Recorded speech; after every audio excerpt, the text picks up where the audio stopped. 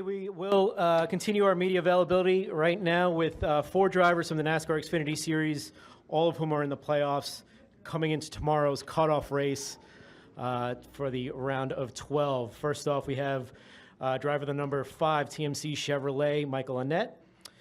Driver number 62 South Point Hotel and Casino Chevrolet, Brendan Gaughan. Driver number 21 Anderson's Maple Syrup Chevrolet, Daniel Hemric. And finally, last but not least, the driver of number 16 Lilly Diabetes Ford, Ryan Reed. Gentlemen, I guess the obvious question is sort of the mindset. You're all in different spots coming into this cutoff race. How you feel about your chances of advancing tomorrow here at Charlotte? Start with you, Daniel, if you don't mind. Maybe. No, I feel okay. Obviously in this current format, you can never feel great. I don't feel like, but you just got to go to work. You got to put yourself in good positions, and that's what we have to do this weekend. Just make sure we try to do what we've done to get to this point, and that's minimize mistakes. I feel good in the race team, everything we have going for us, and it's always good to be at home. So happy to have a cutoff race here in my home track. It was nice not have to pack a suitcase last night or this morning, and I'm happy to be here. Great. Michael? Yeah, I mean, I think the easiest thing we all can sit up here. We know exactly the easiest way to get a lot of points is qualify well tomorrow morning and just stay up there. I mean, I think I'm 7 points out and I can finish second in that first segment and be right be inside the bubble. So it's pretty simple on what we need to do. And then Ryan, before you start, it's kind of interesting that you guys are sitting next to each other. You're only 2 points difference in the standings. Talk about that.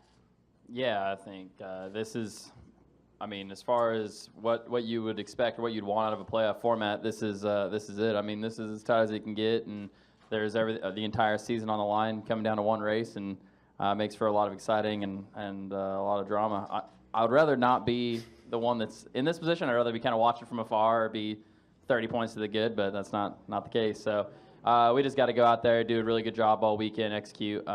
It starts, here in a couple hours of practice, and if you have a strong weekend, that's, you've had, a lot of races to get here, and a lot of races to figure out where your program's at, and so I feel like our mile-and-a-half stuff's really strong, and I'm glad the cutoff race is here because I feel like we have an opportunity to have a strong race car, and like Michael said, it's going to be not just about where you end up and not having not just a strong finish anymore. It's not like, man, we can just have a safe day and then end up with a top 10 finish and be okay.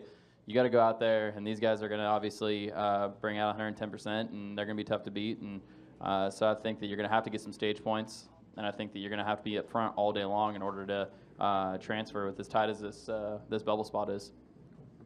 Brennan? This is what you wanted out of a playoff situation. This is why they built it. That's a great statement for it. It's, this is what they wanted. They got it, and it's working really well. You look at the Cup race last week. The playoff situation has worked great for NASCAR. It works great in this case, and for us with the South Point Chevy, it's kind of what we've been doing the last bunch of races, even before the chase. We just have to manage. We have to know what we're racing, who we're racing, manage what you have. If they go for stage points, we better go for stage points. But if we unload bad, if we, this is not the time to come off the trailer and not be the best you can. You better be good from the start, but then you also have to pay attention to what they're doing. If they go for stage points, you go for stage points. You can't just give that away. And in the end, it's going to be a hell of a battle because, we're only talking 2 positions and 6 positions, 7 positions between the 3 of us. So that's nothing. That's you finish 3rd place. It doesn't mean that you're going to be in. That's pretty awesome. So I think this is a great scenario for NASCAR. Cool. Thank you, gentlemen. We'll open up to questions. We'll start over here with Lee up front and then with Daniel. Lee Spencer, motorsport.com. Brendan, can you just talk about the events that occurred at Las Vegas over the week? And I think we're going to have a press conference tomorrow that I'm going to be at that we can talk a bunch about that if you want. Sure. This one's more about the playoffs and what's happening right here. I'm not afraid to talk about it, Lee. You know that, but this one is more about the playoff situation right now. Then tomorrow we're going to have another one with, I believe, Spencer and a couple others of us that are going to be doing something.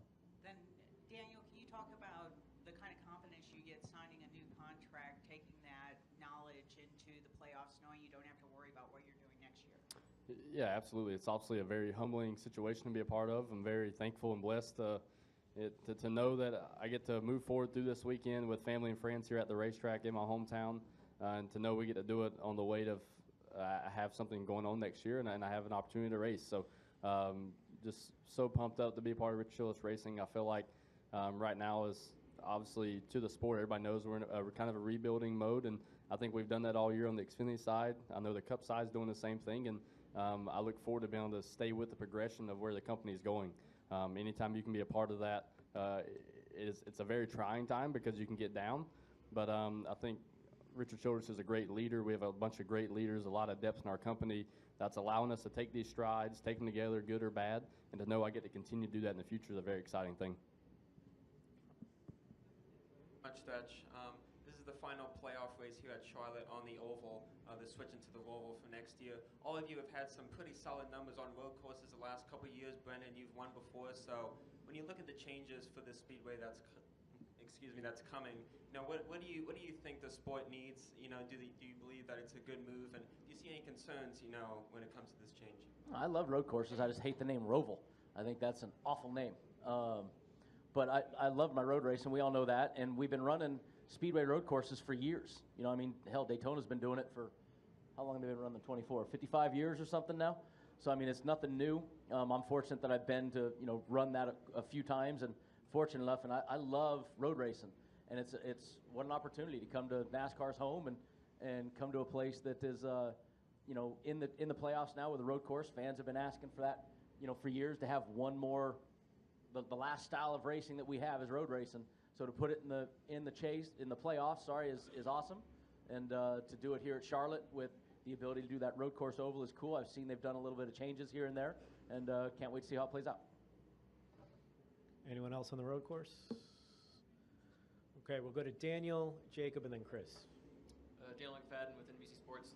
Daniel, how much was your team kind of thrown for a loop with the suspensions this week, and how much is that going to hurt you at all this weekend, but just going into all three races of the next round? Yeah, I don't think it's going to hurt us at all. Obviously, we accepted what happened. We know as a company it's unacceptable, and we're not very proud of how it all went down on our end.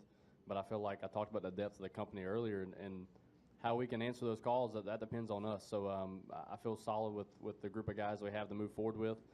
I know Danny Stockman and my engineer back at the shop are still very, very heavily involved with what's going to happen at the racetrack throughout the race weekends, and know that those guys have been a huge part of what's got me to the situation we're in. So I know as a whole, RCR is rallying around myself, Brendan Gaughan here in the Xfinity Series to make sure that we have the best possible shot to run for a championship. And we're going to take what was given to us throughout the week with stride, and I feel like it's not going to affect us in any form of a negative way going forward.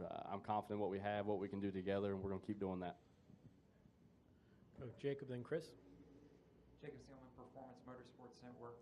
One for Daniel and then one for Ryan. Daniel, coming back for year 2 next year is obviously big for you, but can you talk a little bit about the growth you've seen out of the 21 team this year and just kind of the progression that you guys have made? Yeah, absolutely. Obviously, the growth has been pretty substantial, but also I don't want to get lost in the fact that, we started out the year running strong. We had some really good finishes. Heck, we won a Dash for Cash race, or won the Dash for Cash deal at Bristol with, I think, a 4th or 5th place finish, and that was early in the year. So Yeah, you still owe me money, by the way. do I? Yeah. I think I gave back to you at the casino. No, but so in all honesty, like we showed what we were capable of early in the year, but we also showed at times where we got down and we didn't rebound like we needed to. I think the growth part of it comes into where we've unloaded closer, we've practiced, qualified further up the board, and we've taken that into the race and had better race cars, and that's where we've shown growth. It's eliminate some of the variables, knowing a better baseline, and as a group, that's something to be excited about as we get to this part of the year.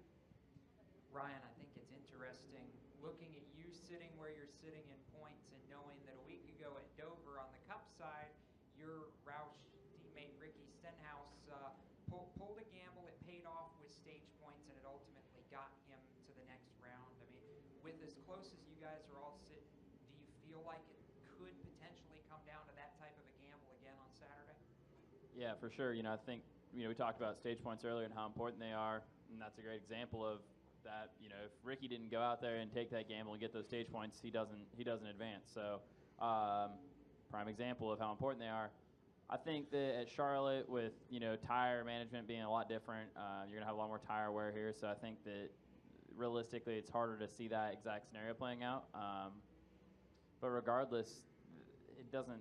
The point of that is just how important stage points are. So, to me, what it emphasizes is being able to be a top 10 car and being able to be in position to get those stage points. Just because it's. I mean, at the end of the day, it's a race. It's no different than you can play all these games. You can talk about stage points. You can talk about all the different ways you can kind of work your way into the next round. But we're the two guys sitting around me. We're racing each other, and so if we're faster than them, then we'll be good. If we're not, then we're probably going to get beat. And so our priority needs to be being faster than the guys around me, and that's what we'll do. Chris?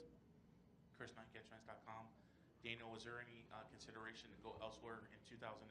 And with the crew chief not announced yet for next season, do you have any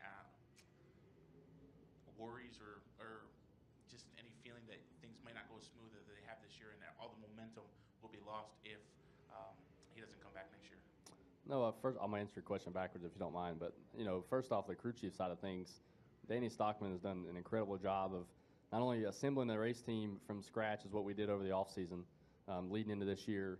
The group of guys have really never worked hand in hand together, and what we did in such a short amount of time was pretty impressive from my side, from the outside looking in, and being involved in it. So I'm proud of that, and we're obviously get through the 4-race suspension with those guys and kind of reevaluate everything over the off season, because that's our time to figure out what's best for my career, what's best for the company moving forward. And like I said, the depth and the leadership at our company, we can make that decision, in a later date and know what's best for everybody moving forward. But our focus is competing for a championship right now in the Xfinity Series. And as far as the talk about going anywhere else, I just had full confidence in Richard. He's shown that confidence to me, and he's given it to me that there's a way to make it work, that he was going to make sure I was in one of his race cars. So to have somebody have your back like that is incredibly humbling. That's all it takes. You got to have somebody give you a shot, and Richard's done that. So I've stayed as true as I can to him, and I will continue to do that as we move forward. Any more questions for these guys? All right. Well, thank you so much for the time, gentlemen, and good luck tomorrow.